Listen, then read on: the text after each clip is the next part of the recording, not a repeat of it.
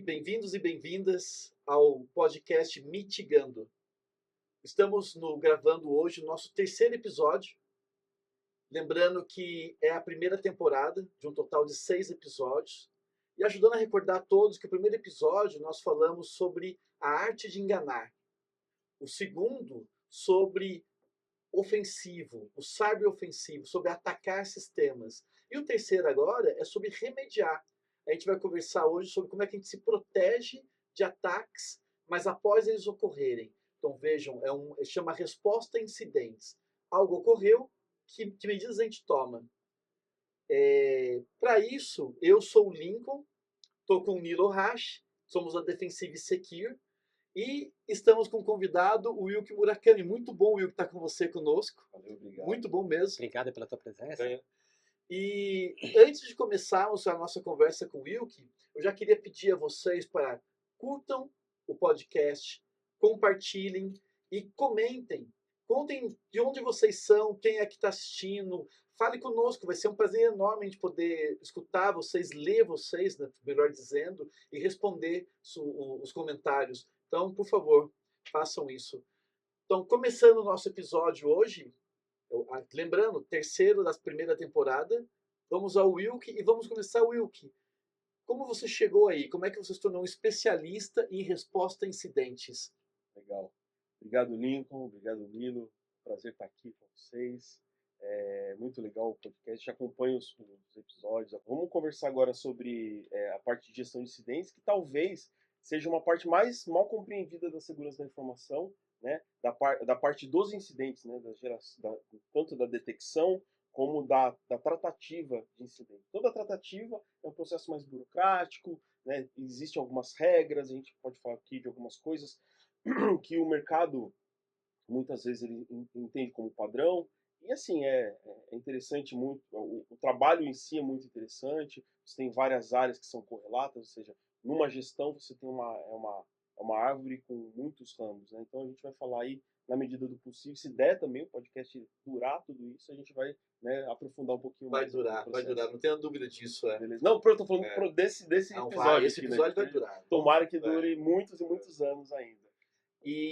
Então, como que você chegou lá? Como que foram os seus passos para você se tornar um profissional de cibersegurança?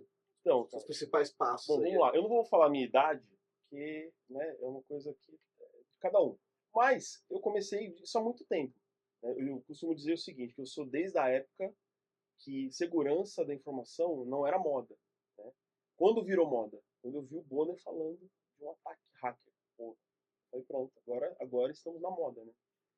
Antes disso, a TI já era algo marginalizado, a segurança da informação, então, mais marginalizada ainda. Né?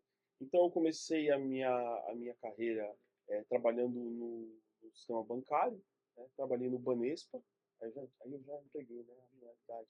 Mas, enfim, comecei trabalhando no Banespa, o Santander comprou o Banespa, então eu fui para a parte de segurança da informação do Santander.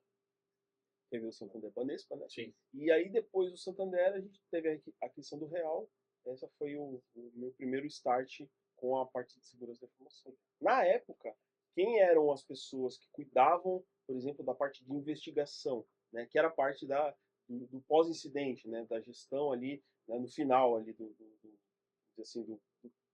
que você fazia, qual que era o resultado daquilo, né? Havia uma fraude bancária e aí qual que era o desenrolar daquilo ali? Era a investigação do incidente da fraude e ali processar alguém e tudo mais. Na época, o banco não tinha tanta gente para trabalhar com isso. Ou seja, quem trabalhava na resposta a incidente na época era o pessoal da polícia mesmo. Né? Entendo. Mas tinha tipo um acordo, uma ação combinada ou coordenada entre o banco para acionar a polícia e a polícia de investigação.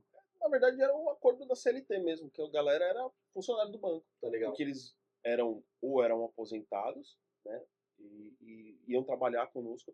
Mas que eu conheci muitas pessoas excelentes, assim. Na minha época, tinha um departamento de investigação e fraude que eram maravilhosos, assim, cara. Os caras eram muito bons. E como tinha muita fraude, né, se você não sabe, o Brasil, ele é um dos campeões de fraude no mundo. Né? Ninguém faz fraude que nem a gente. Então, assim, desde muito, muito cedo a gente lidar com a tecnologia, com o estado da arte na fraude. Então, desde da parte de script mesmo, da pessoa convencer você, que a fraude é isso, né? É a arte de enganar também. Exato. Né? A arte de você pegar... eu costumo dizer que a fraude, ela tem assim, um início, uma ancoragem muito forte, que é a cobiça. Quando a pessoa... O que é a cobiça, né? Eu vou oferecer alguma vantagem para você que você ou não merece, ou você não está acostumado com ela, ou você alguma coisa que não está relacionada com o teu cotidiano. Então, exemplo, por exemplo, né? Sou uma empresa de cartão de crédito. E assim, olha, Lincoln, eu vou dobrar o seu limite. Quando eu falo isso, né, a pessoa já olha aquilo com outros olhos. Por quê? Porque despertou nela um senso de vantagem. Poxa, cara, vou conseguir aqui uma vantagem. Indevida ou indevida, a gente pode dizer depois, mas assim, a ideia é essa. Quando ele faz isso, ele te tem na mão. Entendi. Porque você, os seus sentimentos, eles dominam a sua razão. Então, Will, podemos falar, então, assim, me parece, te escutando, parece claro que um problema de incidente cibernético é um problema que afeta a nossa vida cotidiana. Eu, Lincoln, tenho esse problema, eu sou assediado por tentativas de roubarem minhas senhas, entrarem nos meus bancos e etc, que eu tenha conta. Minha mãe, pai, tio, tia, amigo Nilo, você, além das empresas. Ou seja, isso não é um problema exclusivo das empresas, isso é um problema que permeia todo mundo e as Perfeito. cobiças. E a cobiça também não é um problema só do ser humano, pessoa física, das empresas também. Com certeza. É isso mesmo, né? Sim. Pode falar. Faz parte do dia a dia nosso hoje. Sim. Quem nunca sofreu uma tentativa de Exato. E, aliás, fraude, você que né? está nos assistindo, se você já sofreu tentativa de fraude, comente conosco. Que tipo de fraude, como foi, se foi pela empresa, se foi pessoa física, foi um parente. Exatamente. Eu digo assim, a pessoa, ela pode ter um CPF e um CNPJ. As ações e movimentos dela com relação à proteção de dados, a gestão de incidentes e tudo mais, ele é muito parecido nos dois. Então não tem como você ser uma pessoa na pessoa física e outra na pessoa jurídica, trabalhando mesmo ou mesmo trabalhando. Né? Então assim, eu vou ser um profissional totalmente responsável com os meus acessos, mas a sua chave de casa fica debaixo do tapete. Né? Então assim, as práticas elas são cíclicas. Então, o que eu falo, né, eu trabalho muito com investigação também. Investigação, o que acontece? A gente vê o comportamento do fraudador, o comportamento, né, da pessoa que está sendo investigada, ele é cíclico. Então, o que o cara tomou uma fraude hoje, ele executou uma fraude hoje, cara, daqui a uma semana, daqui a um mês, daqui a um dia, não sei, em algum momento ele vai repetir esse comportamento. Nós somos seres de hábitos.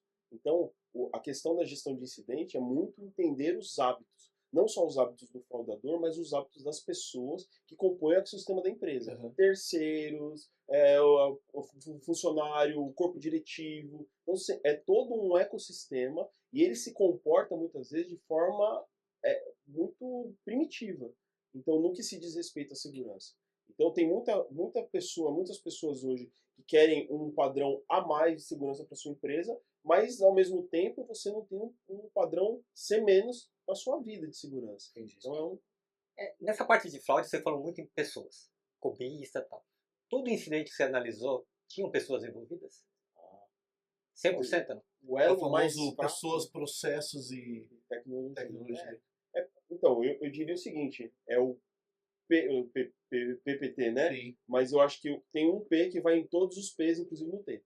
Então, assim, pessoas gerindo processo. Pessoas operando tecnologia. Sim. Mas tem a IA, mas você está falando que o que pode dar BO, geralmente está envolvido pessoas. Sim. Estão envolvidas ou uma ou várias pessoas. Sim.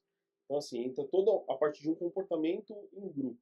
Né? O brasileiro tem uma questão moral e ética, ela é um pouco flexível por conta disso. O brasileiro ele é muito solícito.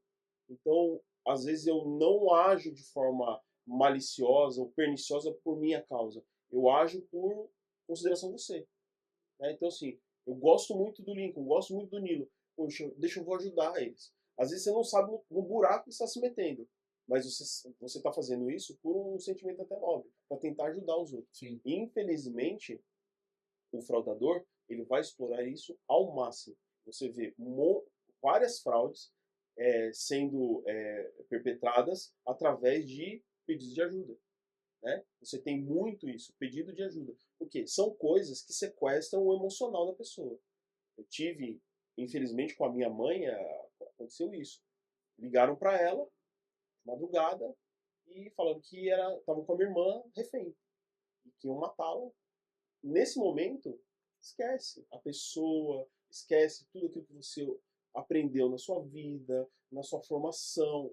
Você está sequestrado emocionalmente. Ela só gritava e falava, olha, me dá a senha do banco. Então isso é uma coisa muito preocupante que nós temos hoje na sociedade.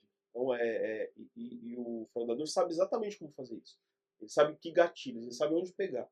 Né? Quais coisas falar para poder levar você para um lugar onde ele vai poder executar. Não, sem dúvida. E agora com ferramentas como possibilidade de você copiar timbre de voz, jeito de falar, rostos por essas ferramentas de inteligência artificial, né, por IA, Sim. fica até mais fácil convencer alguém de que aquilo que ele está tentando fazer, a fraude, é real. Né? Sim, com certeza. Verdade. E fazendo um recorte para o mundo das organizações, né? Empresas privadas, governo, não governamental, etc., saindo um pouco da questão da pessoa física. Sim.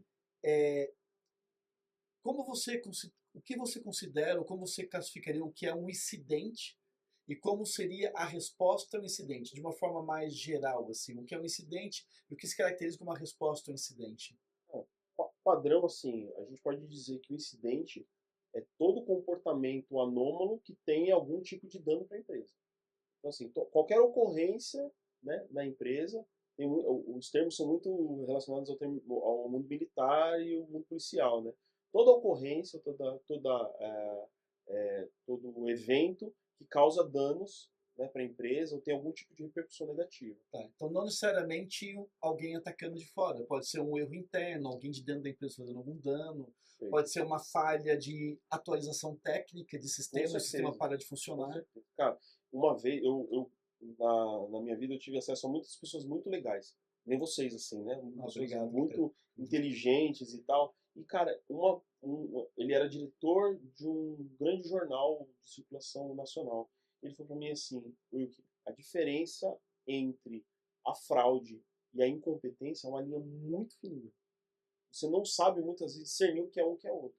Então, muitas fraudes e muitos incidentes de segurança acontecem por incompetência, por falta de saber manejar corretamente. Agora, como saber se aquilo realmente é algo, né, vamos dizer assim, inocente, do ponto de vista de geração, né, de consequência não, que é a consequência mesma, mas como saber se aquilo ali é inocência da pessoa, falta de treinamento ou dolo? Então, o maior problema da empresa hoje, das empresas hoje, é isso. É você discernir isso e implementar controles eficientes. Por quê?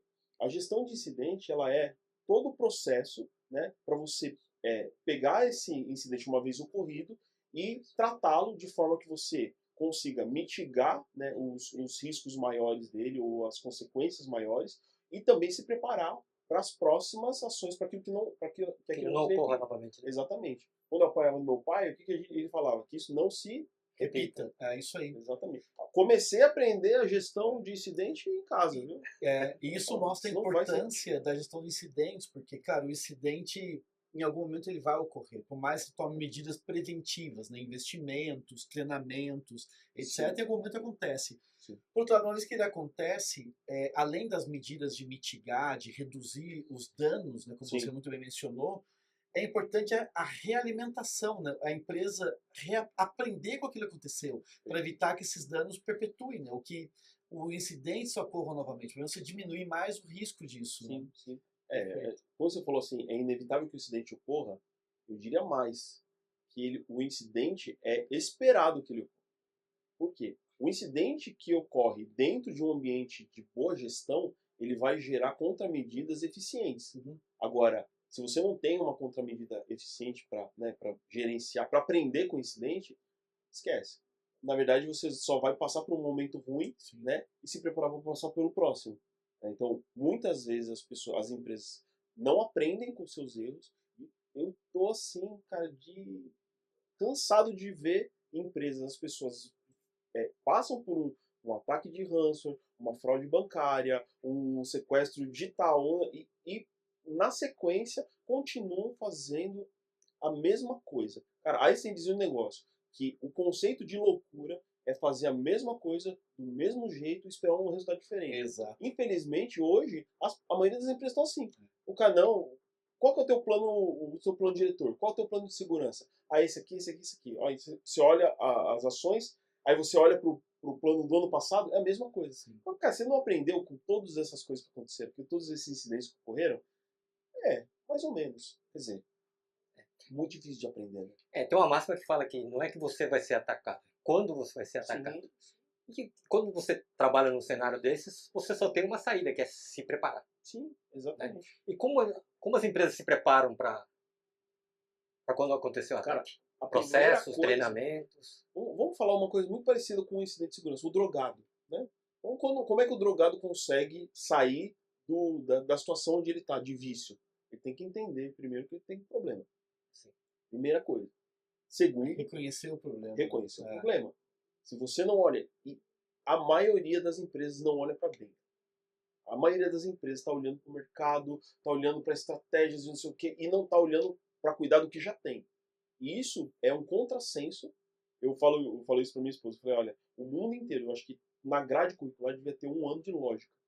Porque a maioria das porcarias que acontece no mundo não aconteceria se a pessoa pensasse. Falasse, cara, isso aqui não faz sentido, não vou fazer.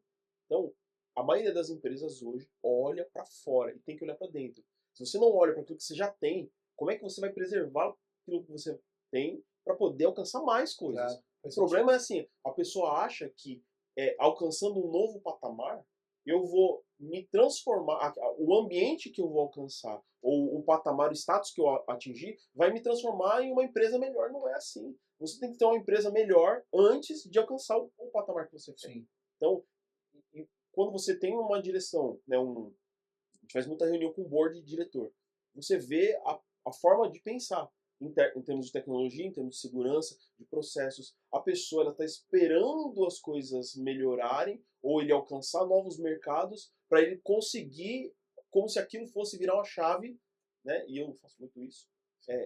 Como se fosse virar uma chave e ela fosse virar um super-humano. Não, agora eu consigo fazer tudo melhor porque eu recebi um investimento. Cara, se investimento fosse padrão para crescimento, meu irmão, as empresas, principalmente no Brasil, a gente já tem um problema muito sério. Né? Sim. Uma pergunta derivada disso que você falou. Uma empresa terceiriza, ou na visão do gestor dela, ela terceiriza isso para uma nuvem, e achando que isso vai diminuir o risco dela de um ataque. Então, ao invés de ter servidores dentro da empresa, ele terceiriza tudo, põe tudo isso na mão de uma empresa que faz software como serviço, ou que faz só o host, né, que só recebe o hardware e deixa lá. E ele, a partir desse momento, ele fala assim, agora está tudo certo, resolvi minha vida. O que você pensa disso, olhando como gestor de incidentes? Maravilhoso para o gestor, para o cara de fraude, né? Porque as pessoas elas fazem muito, o perfil, né, no gestor no Brasil é assim, ele quer, na verdade, empurrar a responsabilidade para o trem, né? O terceiro. E a nuvem entrou como a grande sacada da nuvem, né? A grande mote de vendas dela era isso. Cara, vai ter tudo ali no data center. O cara mostra a estrutura enorme. Aí tinha um gestor meu que falava um negócio muito interessante. Na época que começou esse negócio de host, lá em 1900, eu não vou falar o resto. Ele falava assim, um lugar tão grande desse aqui, que era um host enorme, né? Um location gigante. Assim, um lugar desse aqui, com um monte de computador e sem nenhum tipo de processo para a gente poder guardar as informações aqui de dentro, é melhor vocês tirar isso aqui e encher de caminhão de lixo. Reinaldo, beijo pra você. Aí era um gestor, cara, um gestor meu fantástico. Ele falava uns negócios assim, e ele falou isso na cara do CEO do host.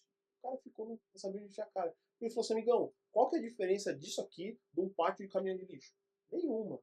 Qual que é a segurança que você tem aqui? Qual que é o tipo de controle que você tem aqui? É o mesmo controle no pátio de caminhão de lixo. Então, enche caminhão de lixo isso aqui.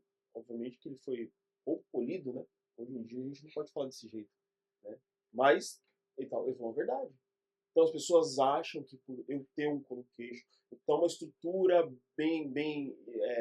né, bem construída, a minha informação vai estar melhor protegida. Sim. Se você lê o contrato lá, né, do serviço de nuvem, você vai ver que a maioria dos contratos, a responsabilidade da proteção de dados não é Sim. do provedor de serviço. E nem responsabilidade por lucro cessante, coisas assim. Né? Exato, exato.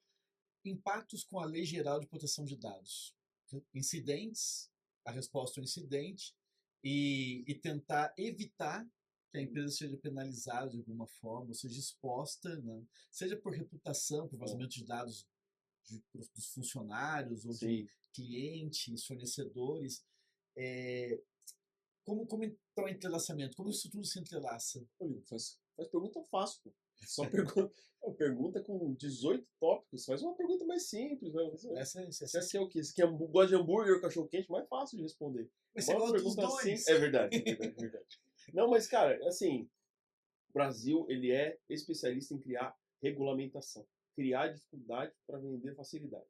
Então, a LGPD é isso? Não, a LGPD, ela é, como a maioria das coisas que a gente faz no Brasil, né, uma portabilidade de algo de fora, né, que veio de um sentimento correto. Poxa vida, você recebe ligação com seus dados todos ali e, sabe, de onde é que você conseguiu, né, as minhas informações? E muitas vezes utilizados para fins comerciais, né, fins teoricamente não tão danosos, se bem que esse negócio das bets virou, né, um negócio muito danoso, mas em fins comerciais, só que a galera esquece que o que pode ser usado para fins comerciais também pode ser usado para fraude, para fins danosos, né? Exatamente. Criminosos olham para aquilo ali e falam, cara, isso aí tem um público-alvo bom, tem eu consigo fazer dinheiro com isso aí. Então a gente olha, por exemplo, para a legislação vigente hoje, né, o que é mais da moda, né, que é a LGPD, você tem ali uma série de controles que são muito bons quando eles são bem implementados. Que aí também tem essa questão. Às vezes tem o controle que é definido na norma. Você fala, beleza, eu vou implementar, né? A minha avó falava uma coisa que era assim, implementar onde o padre passa. Então, assim, na hora que você vê, tá implementado, tá. Aonde a auditoria vai pegar? Aonde alguém ali vai olhar? Então, implementou, tá errado? Cara, depende do objetivo da pessoa. Se o objetivo da pessoa é só tirar o dela da frente, tudo bem. Agora, se é realmente mitigar um risco, aí tá totalmente errado. Tá legal. Tá? Então, assim, eu vejo hoje muitas implementações que são feitas erradas, né? Eu não lembro quem foi o pensador que falou que mire a sua flecha na lua e acerte na rocha, né? E se você acertar mira na rocha, você vai acertar no chão. Sim. Então a ideia é, as pessoas miram na lua, né? Só que o que acontece muitas vezes é que elas não têm a noção do que elas devem fazer, qual que é o passo a passo, de onde elas vão começar. Né? É a mesma coisa você construir uma casa, eu tenho uma casa, eu preciso proteger a minha casa. Cara, proteção de casa é um negócio muito amplo, mas de onde eu começo? Vamos lá, é a lógica de novo, falando sobre a lógica. Cara, de onde é que eu começo, como eu começo uma proteção de uma casa? Sim. Aí a pergunta para vocês, como vocês acham que começa a proteção de uma casa? Vocês moram em casa, condomínio fechado, mas pensa uma pessoa normal, uma pessoa pobre, né? Como é que a pessoa protege a casa dela? Como é que começa a proteção da casa? Vocês têm uma ideia? Cerquinha? Não, pela vizinhança. Talvez também. A cerca seria a segunda camada, né? Primeira coisa, você tem que conhecer o terreno. Tem que conhecer onde Exato. você tá, né? Então, assim, faz sentido. E aí, assim, eu vou pegar e vou implementar um conjunto de contramedidas que é para o setor bancário e eu faço sobre o setor têxtil. Entendeu? Tem muita coisa que faz sentido? Tem. Mas a maioria delas não se aplica, ou tá over, ou tá under. Então você tem que saber por onde você vai começar. E a maioria, né, das empresas médias e pequenas do mercado, elas não têm essa ideia. Por onde eu começo? Né? O Lincoln falou muito bem, perímetro. Né? É uma coisa que você pode comentar, inclusive. Por onde você começaria, né, a proteção da sua casa? Que é o ativo, cara, se não for o ativo mais valioso, né, você está errado. Porque a sua casa é o lugar onde você está, né? É onde a sua vida está lá. Se você não proteger o lugar onde a sua vida, né, onde você passa a maior parte do tempo, você não vai proteger mais nada. né? Então, é muito complexo Dá isso. para fazer uma analogia com a empresa. A empresa é o sustento, é o ganha-pão, é mais que isso. Às vezes é a vida, a dedicação inteira de uma pessoa para construir. É uma vida toda. Ele deveria tomar essas medidas, precauções também. Pra E, proteger. hoje, o empresário é muito emocional. Então, assim, quando o cara tomou a fraude, aí, não, eu vou fazer, eu vou acontecer. Só que isso não passa no que a gente chama do crivo do tempo. Porque o tempo, ele, infelizmente, né, você tem outros eventos acontecendo no mesmo espaço de tempo. Sim. Então, acontece um evento que sobrepuja o teu sentimento daquele evento que você, né, passou de perrengue. Aí a fúria Você passou fala assim, e não, quer acabou a saber? prioridade. Exatamente. Veja bem, né? Quando você faria o quê? Eu trabalho com uma máxima que é assim, tudo é muita coisa. Então, na hora que eu vou para um cliente, falo, olha, como é que está o seu processo de gestão? O que você quer fazer? Eu quero fazer tudo. Para, tudo é muita coisa, meu irmão. Sim. Você não sabe. Para qualquer coisa. Para qualquer coisa. Quando você fala de tudo, você está falando tudo mesmo. Então, por onde começar? Acho que esse é o principal. Isso daria um podcast de umas 5 horas. Sem dúvida. Por onde começar? Por quê? Por onde começar implica primeiro você saber onde você está. Porque, cara, qual que é o estado de maturidade que eu tenho na minha empresa, nos meus controles, na minha tecnologia, entendeu? Então, isso tudo passa por uma reflexão. Antes de você colocar qualquer coisa no papel, você precisa pensar. E hoje as pessoas não param para pensar. E eu concordo Essa é com a parte você. de governança, né? Na verdade. O pessoal tenta implementar de baixo para cima em vez de implementar de cima para baixo, Sim. que seria a maneira correta de você Exato. implementar. E até olhando ativos digitais, nos ativos digitais de uma empresa, no nosso episódio 2 a gente fala de teste de invasão, de pentest. Pentest é uma ferramenta extraordinária que, na verdade, é uma pessoa atacando uma empresa, como seria um atacante externo, para poder ter uma avaliação sobre os ativos internos, a saúde dos ativos externos. Pentest, que é o segundo episódio, é excepcional exatamente para isso, para direcionar planos, investimentos, políticas. Com certeza. E voltando um pouquinho do LGPD, a primeira coisa que uma empresa falou, eu tenho que preocupar com o LGPD alguma coisa. Contrata um DPO, sem saber qual é a função de um DPO, o que ele vai fazer, se vai estar ligado no jurídico, se vai estar ligado com tecnologia, alguma coisa. Vai ter um episódio no podcast que é o coitado do DPO. Né? Porque ele virou uma figura que não tem caixa dentro da empresa. Né? A maioria das empresas não sabe o que fazer com o DPO. Né? Tem um amigo que tem, que é DPO, cara, nem sala eu tenho. Eu fico assim meio jogado, sou meio que um ser meio que um estranho, um anticorpo ali no organismo da empresa. Então, sei lá, tem muita coisa no Brasil que a gente fala sobre gestão, né, que falta uma reflexão mesmo. Sim. Das pessoas que tomam decisão, falar, gente, por onde a gente vai começar? E ser sincero muitas vezes, né? Quando você vai atacar um problema, é que nem o lance do drogado. Você precisa ser sincero. Olha, eu não tenho isso aqui. Eu não faço nem ideia de como começar isso aqui. E boa parte das pessoas não tem essa humildade de falar, olha, realmente não temos. Né, o gatilho, né, o mais básico que as pessoas fazem é, você tem? Ela não faz ideia do que é aquilo, mas ela tem. Então, isso faz com que a empresa crie uma falsa sensação de segurança, que é pior do que a insegurança em si. Concordo. Porque a pessoa fica tranquila. Imagina, você tá lá com um portão, já viu aquele meme do cara que tem um portão e tem um Cheetos assim, no lugar do cadeado. Aí o cara coloca user admin, senha admin. É isso. Você tem alguma coisa segurando lá? Tem, mas não adianta nada. Sim, concordo com Então você. tem muita coisa que a gente precisa aprender, amadurecer. Eu acho que a questão do processo de gestão, o processo, né, de você pegar o board né, de diretores e ter esse treinamento, dar essa informação para eles, eu acho que é algo saudável, é algo muito necessário. Sim. No nosso mundo. Né? E até sobre isso que a gente está conversando, nós gravamos um episódio especial nessa primeira temporada, né? Que é uma mesa de teve discussão num fórum brasileiro de IoT, no fim do ano passado.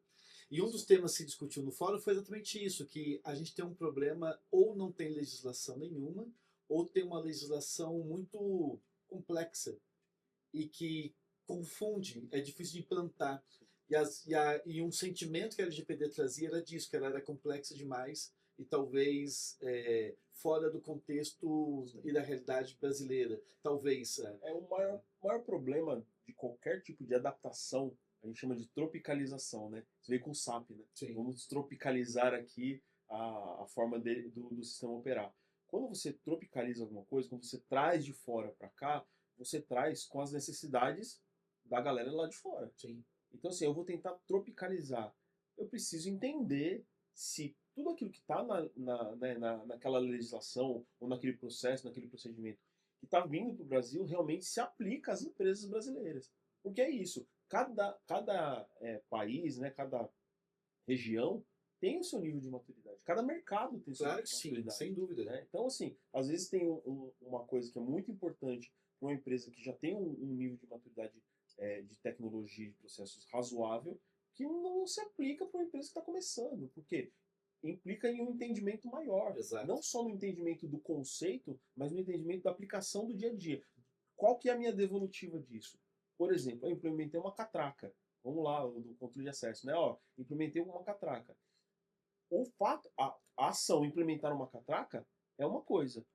O que isso gera em termos de tráfego, de burocracia, de atendimento que eu vou ter que fazer, aquilo não é contabilizado, porque o controle em si só ele é cego, né, nessa questão, porque ele não está inserido no eco, ele está inserido o controle pelo controle mesmo, né? O controle na verdade ele é um item de uma lista. Então, esse controle aqui ele está nessa lista aqui, ele serve para isso, ok? Só que quem sabe, né, os problemas que vai dar é a pessoa que vai implementar isso aí. Claro que sim. Né? Sim, Então, perfeito. esse é um dos maiores problemas que a gente tem com legislação que a gente copia de fora. Porque aí você começa a ter um monte de item, o camarada fala, vamos, sei lá, vamos, né, vamos pegar, escolher aqui os top 10, top 20 e pronto. E começa a aplicar. E nem sempre é aplicável. Eu estava conversando com um amigo sobre gestão de tecnologia e eu falei para ele, assim, falta no mercado você ter uma metodologia para a empresa que está começando. Cara. Porque o que acontece? Eu vou aplicar uma metodologia de gestão, né, de tecnologia da informação, de segurança. A mesma metodologia que é utilizada para uma empresa de grande porte é usada para uma empresa de pequeno porte. Isso causa uma coisa que as pessoas não entendem, não olham para isso, mas isso é muito importante, que é a forma que o controller, né, a pessoa que vai implementar essas metodologias, ela se sente com relação àquilo que ela ainda tem que fazer. Então, tem metodologia que, ó, quando o cara implementa, né, faz a análise inicial, auditoria inicial, fala assim, olha só, você é o pior caso do pior caso. Você tem 99% de controle para implementar. Cara, o que faz com o psicológico de uma pessoa, de um gestor desse? O cara fala assim, meu, quer saber do negócio? Você entra no modo defensivo. Sim. Né? Eu vou falar assim, eu vou defender o meu cargo. Sim. Eu vou defender, eu não quero saber de você gerenciar e fazer com que a empresa, com que os departamentos, com que, né, o negócio se expanda. Não, eu vou, porque senão isso aí vai apontar para mim. O que vai acontecer? Você, ao invés de você ter, né, um sponsor e colaboradores, pontos focais, você tem um monte de inimigo. Você cria um ecossistema de gente que fala assim, olha, você está me atacando, a metodologia está me atacando, então eu vou me defender. Tudo Sem que me dúvida. ataca, né, eu vou tentar defender. E é por isso que a roda não gira. E isso acontece com muita frequência em Demais, organizações, demais, empresas, demais. etc. É a mesma coisa você perguntar para uma empresa quem que é responsável pela segurança da informação, deveria ser a empresa toda, todos os departamentos, mas fala não.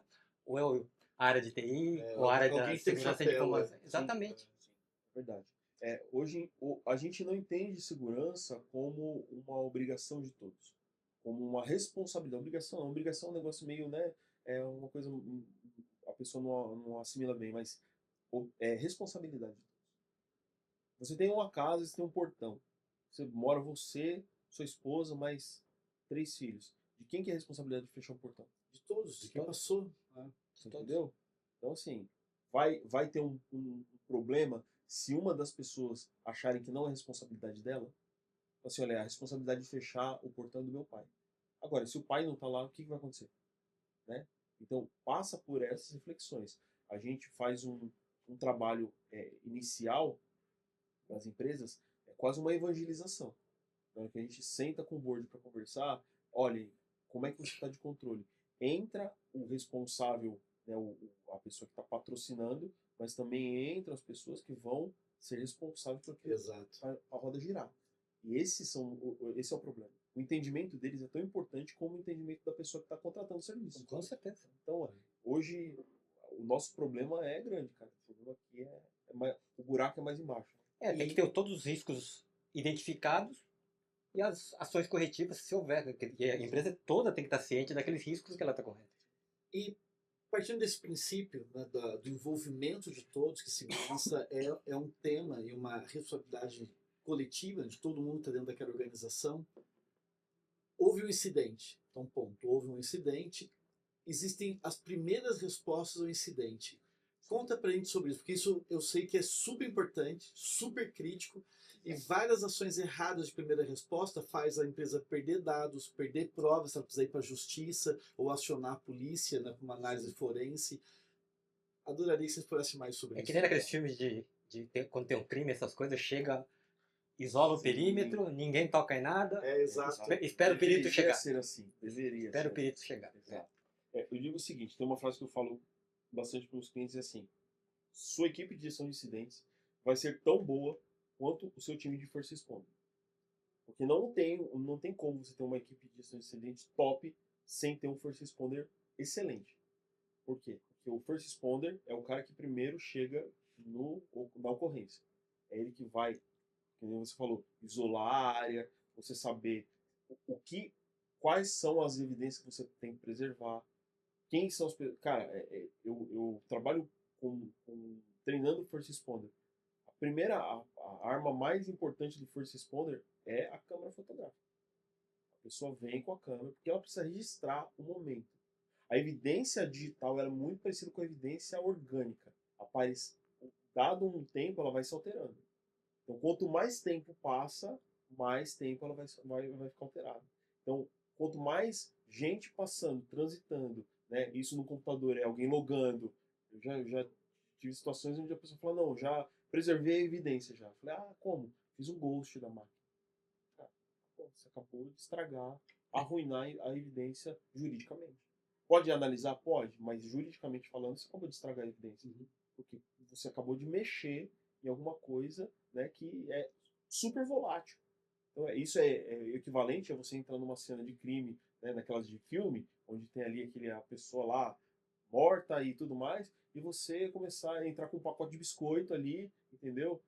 De chinelo e sair mexendo nas coisas, abrindo gaveta e tal. Você alterou toda a cena. Sim. Quanto mais alterado a cena tá, mais difícil a análise.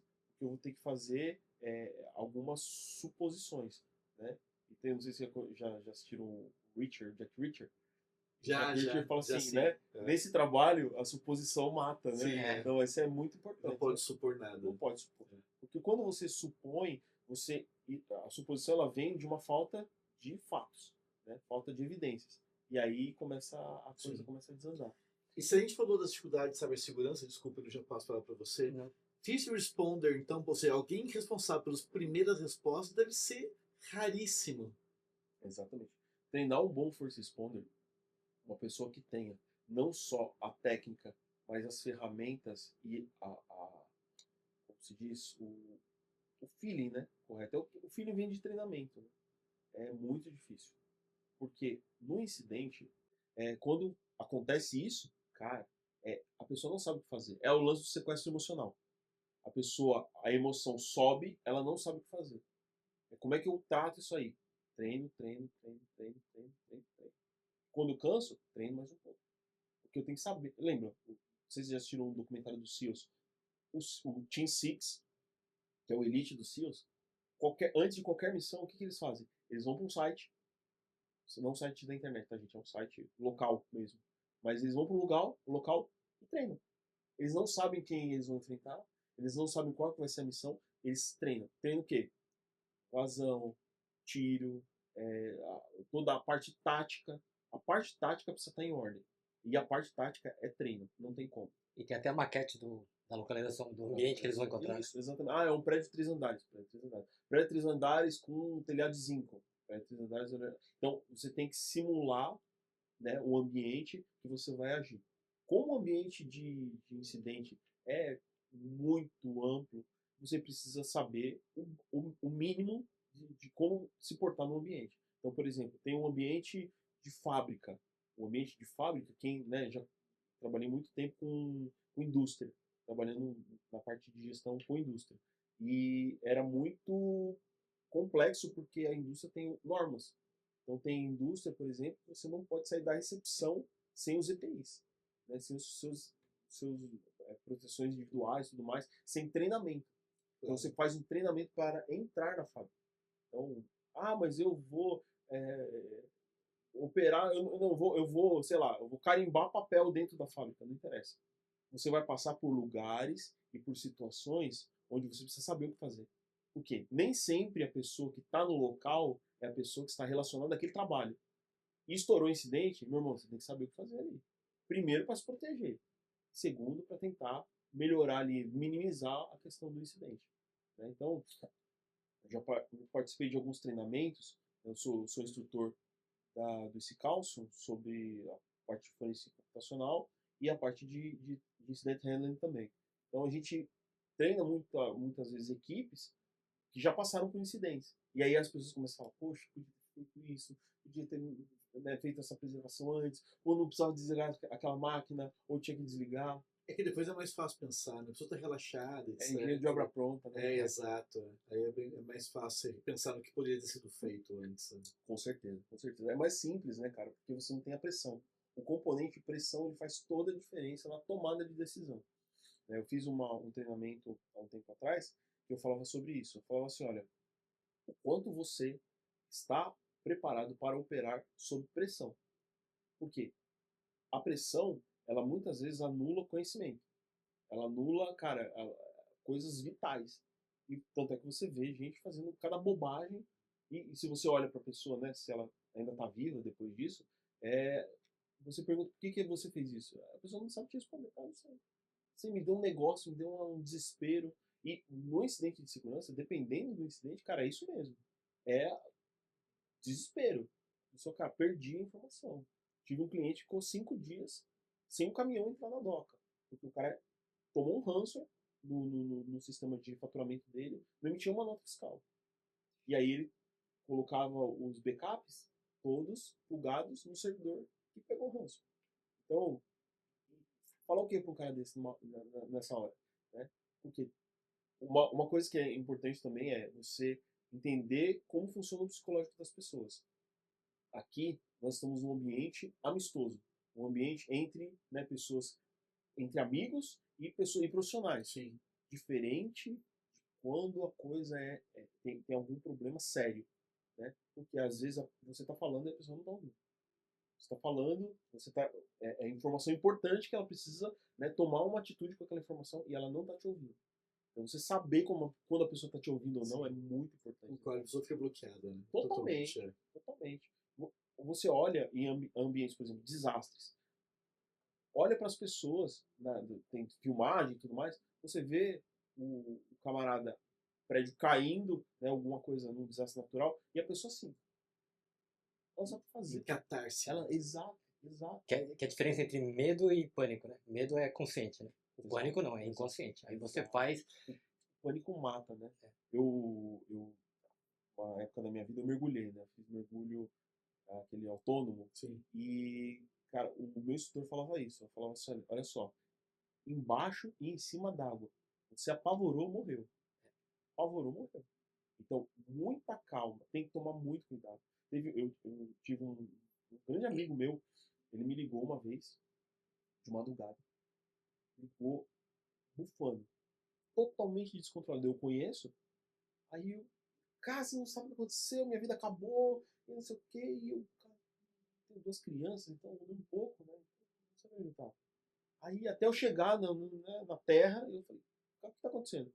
Não, aconteceu isso, porque eu falaram que vão falar com a minha mulher, não sei o quê, sextortion.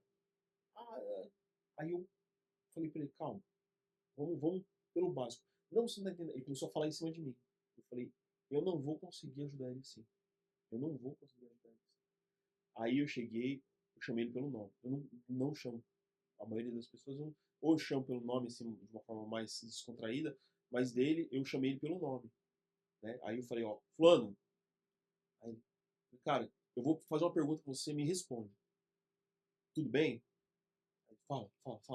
Falei, ó, se você sentir uma dor no peito muito grande, muito aguda, e você chegar no médico, no pronto-socorro, e o médico falar pra você assim, olha só, é, um ataque de gases. O que você vai falar? Qual que é a tua reação? Pô, de alívio, né? Eu falei, por que de alívio? Ele falou, porque é o médico que tá falando pra mim. Eu falei, então eu quero que você esqueça que eu sou seu amigo agora, e agora você lembre de mim como um profissional de segurança da informação. Aí ele pode falar. Eu falei, vai dormir. Isso não é nada. Fica tranquilo. É só gases só. Cara, no outro dia, ele me ligou chorando. Eu falei, o que você falou pra mim mudou totalmente a situação que eu tava. Porque ele falou, eu tava pra acordar minha mulher. Eu tava pra falar com ela, então eu falei, cara, não é isso. O cara ele não tem a menor ideia de quem você é. Só que isso é um golpe. É muito bem feito. E aí, aquilo fez diferença. E eu fiquei pensando depois, o quanto você trazer a atenção da pessoa no momento de crise, de pânico, é importante para você resolver aquilo da melhor maneira possível. Então tem muita coisa hoje que a gente, vamos trabalhar, vamos colocar ferramenta tal. Cara, quem que vai operar aquela ferramenta? O cara tá bom para fazer aquilo? Se acontecer algum problema, será que não vai entrar no banheiro e vai chorar lá até o expediente acabar? Entendeu? Será que o cara não vai botar um set ignore igual a on? Entendeu?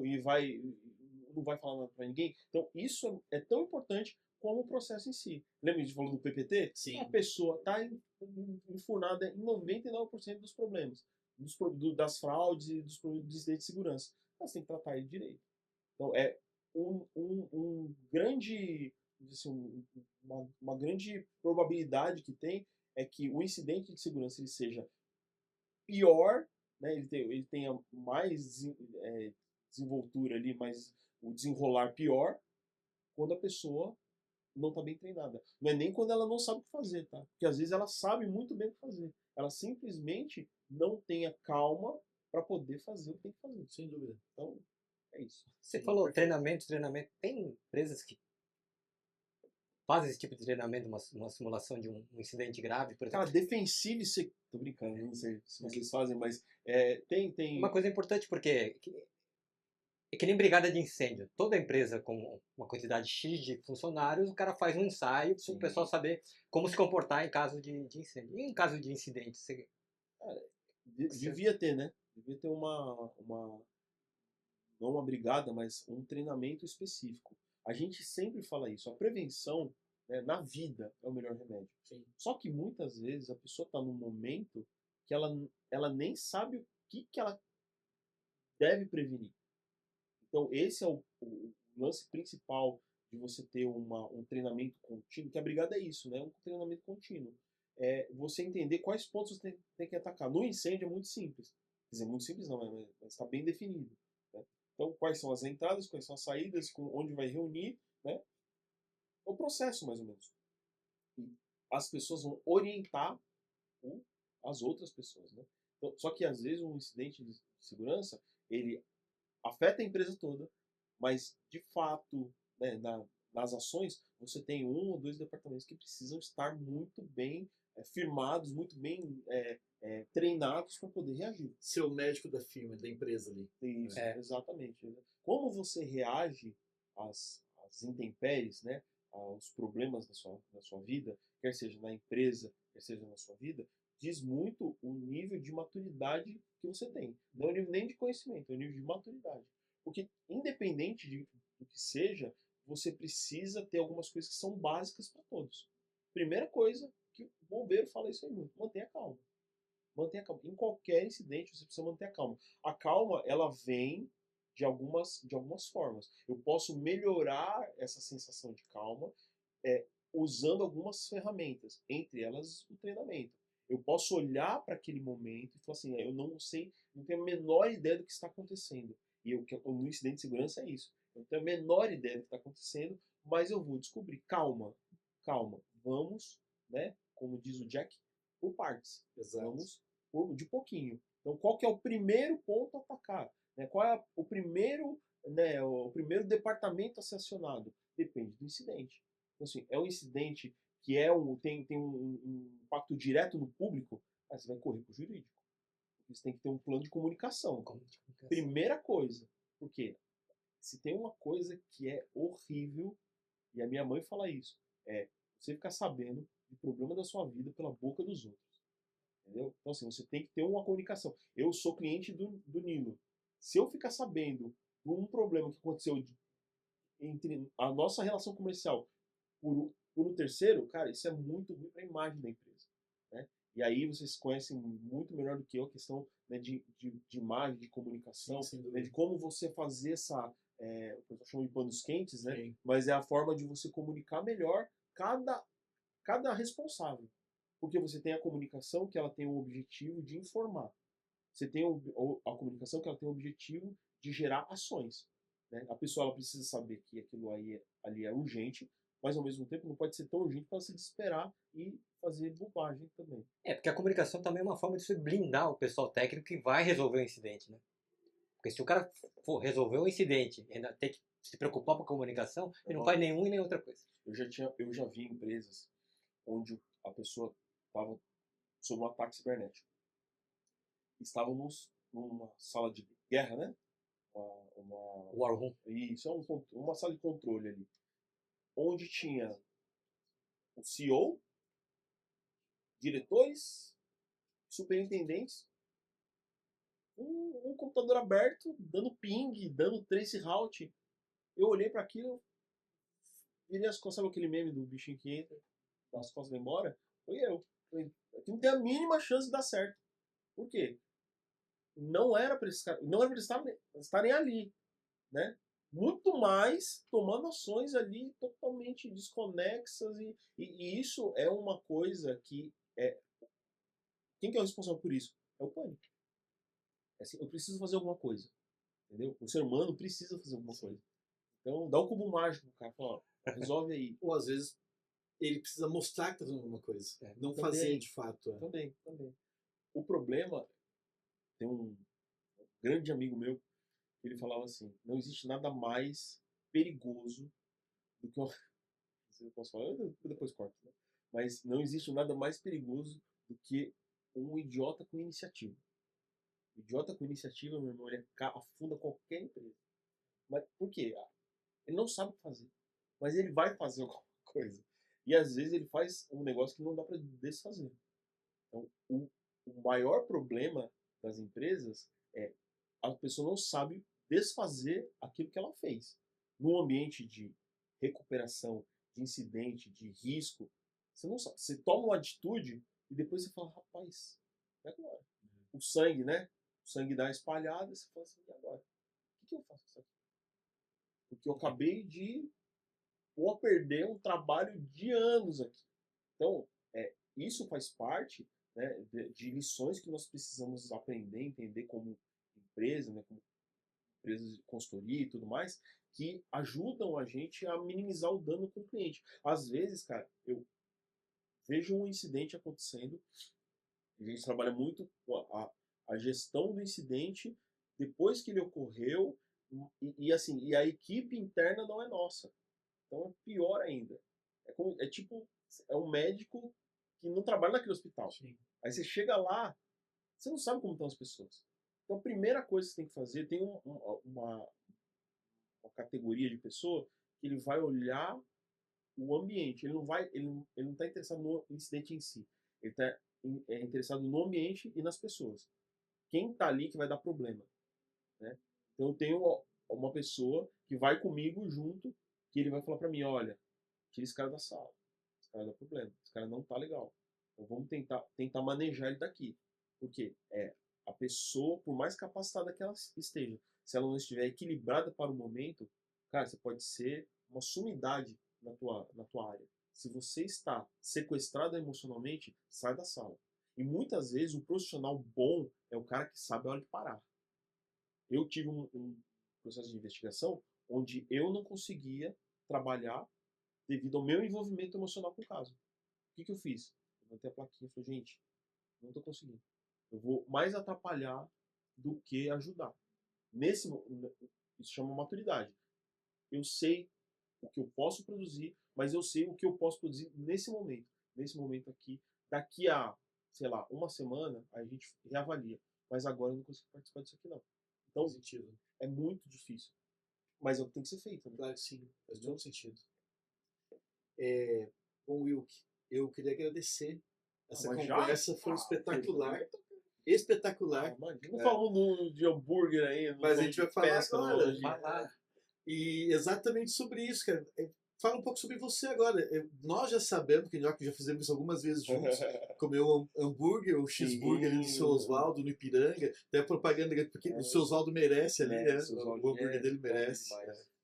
Muito bom. Mas fala aí, cara, dos seus gostos, da pescaria. Fala um pouco de você agora. Cara, eu sou um pescador não praticante. Não, eu durante uma época da minha vida eu pesquei muito, cara. Hoje eu só saudade, né? É porque eu tenho um filho pequeno, você sabe muito Mais bem como difícil, é mais restritivo. Filho pequeno é complicado, mas assim, eu gosto muito de pescar, né? Pescador de rio, de mar ou de tudo? Hoje de peixaria, né? Pescador, cara. Não Não importa como. onde. De aquário. Pode ser em... Tinha um amigo meu que tinha uma piscina. Eu falava, meu, essa piscina tá suja. Ele falou, isso aqui é meu lago de treino. É o pesqueiro Sempre, dele. Ele treinava arremesso ali. O cara era bom pra caramba. Japonês. Mas o cara, assim, todo dia ele treinava ali uns 20, 30 arremessos. Nossa, é muito bom. Mas eu não. Faz muito tempo que eu não pesco. Eu gostaria muito de voltar a pescar. Fica aí um convite para vocês. Pronto. Né? Quem pesca aí também pode colocar nos comentários, assim, né? Se você pesca no rio, pesca no mar. Eu gosto muito de pescaria de mar, cara. Eu acho uma pescaria muito produtiva. Eu confesso que eu não sou um pescador, não, mas eu já pesquei na vida. Tive algumas poucas experiências pescando. É mesmo? Em rio, A última experiência que eu rio tive. e pesqueiro. É mesmo? Mar nunca. A última experiência com pescaria que eu tive foi o Go Fishing, que é sabe aquele o open source de fazer fishing? Foi a última pescaria que eu fiz, foi essa. E assim, o ambiente da pescaria é muito legal, né? Eu gosto muito desse isolamento, cara, você fica sozinho, quieto assim. E é um ambiente de reflexão. Eu gosto muito de ficar, botar minhas ideias em ordem, sabe?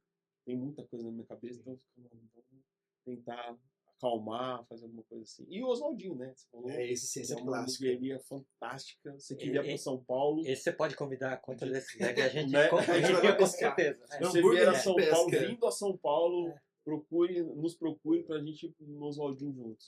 Questão importante, o Wilk não é sócio do seu Oswaldo. Não sou. Sou grande admirador, sou grande E admirador. nem tá recebendo pra fazer o merchan, né? Eu tô com fome, inclusive, depois a gente pode ir pra lá.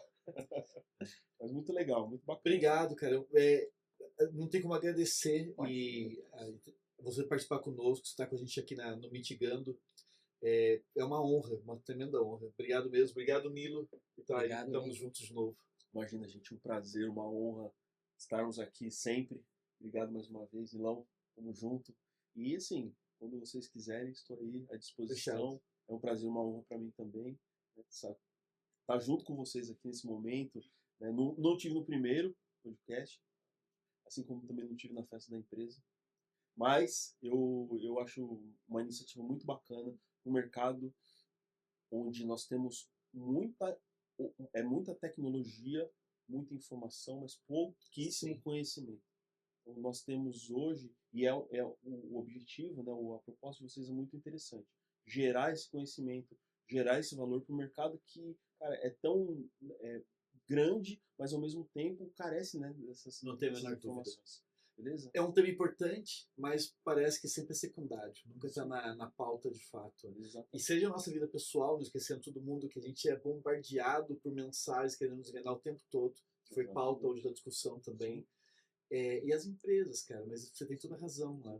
E outra coisa, o Will é convidado para todos os eventos, viu? Para não ter o só falando aqui isso. Brincadeira, não, às vezes eu não consigo ir, mas eu sempre sou convidado. E detalhe, não deixe de comentar aquela brincadeira que a gente fez, né? Brincadeira séria. Sim. Se você já sofreu algum tipo de fraude, conta um pouquinho. E como é que você reagiu a ela? Isso é mais importante, que é o tópico de hoje que nós conversamos. E a última parte que a gente falou, que é interessante também, quando você se você já participou de algum incidente, né, ou você gerou incidente, ou você fez parte, né, desse processo de gestão do incidente, como você se comportou naquele momento, como você se sentiu, e também como as pessoas que estavam com você né? No sentido que, às vezes, né? Festa de empresa é incidente de segurança onde você sabe quem é a pessoa de verdade. Exato. Tá É certo. isso aí? Muito Tá bom, obrigado, obrigado, gente. Obrigado Valeu. mais Grande uma vez. abraço. Valeu. Tchau.